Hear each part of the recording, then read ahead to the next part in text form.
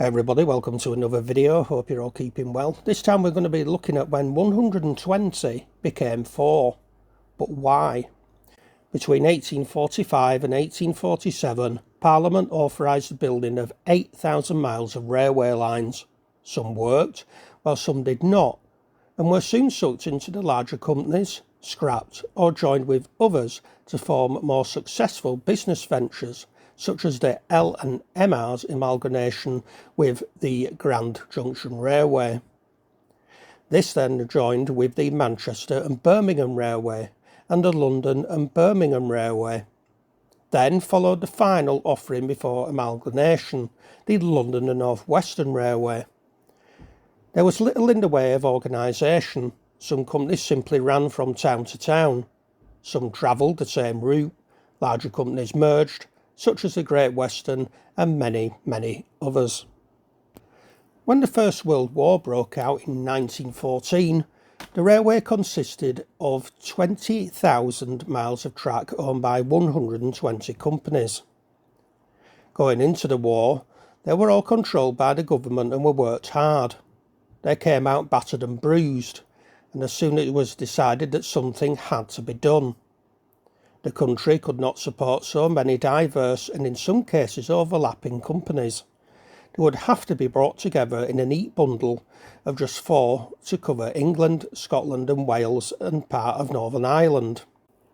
The Railways Act of 1921, also known as the Grouping Act, became law on the 1st of January 1923.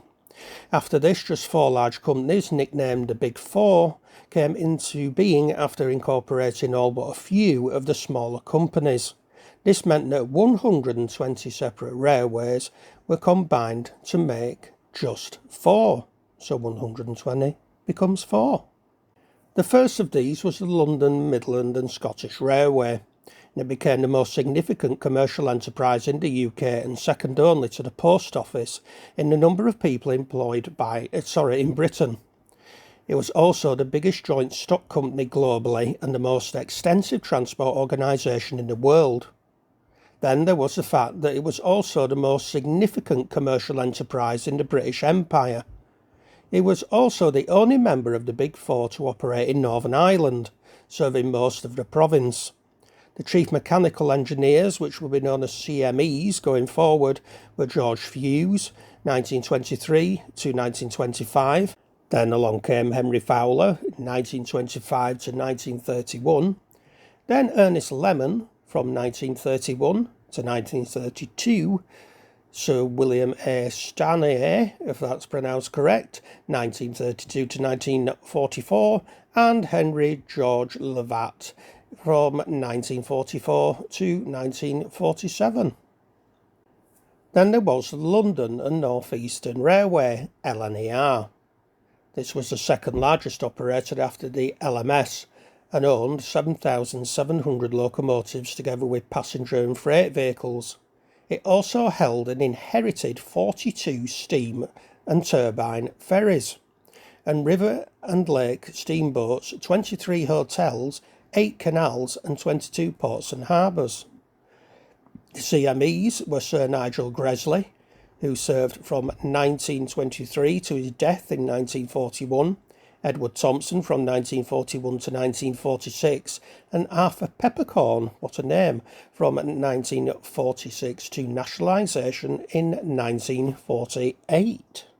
The third company was the Southern Railway, and this was the smallest of the Big Four, and its business catered more for passengers than freight. It became the first railway company to move extensively to electrification, including on the main lines. As time went on, it was the world's most extensive railway system powered by electricity, was also the wealthiest. The company replaced most of the stock that it inherited and had 2 CMEs, chief mechanical engineers, remember. The first of these was Richard Monsell, from 1923 to 1937, and Oliver Bulleid, if I pronounce that right, between 1937 and 1948. Why couldn't they just have simple surnames?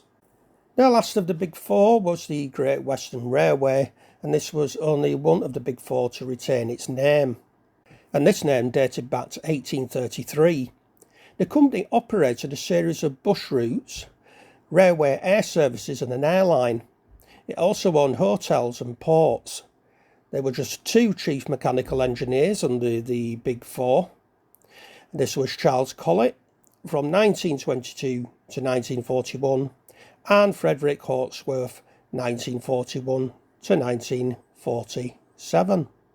So there you go, folks. I've answered the question, hopefully, of when 120 became 4. If you're interested in these 120 companies, I can quite happily do all of these companies to keep me going for quite a few years. If this is something you would be interested in as a current subscriber or just a regular person who likes watching this channel, then please do indicate this in the comments and like the video, and I'll be more than happy to do that rather than do stations that have been done to death by countless people. Remember to like, share and subscribe if you're still listening, and check out my playlist for tons of other stuff unrelated to the railways and related to the railways. And until the next video, take care of yourselves, folks, and goodbye for now.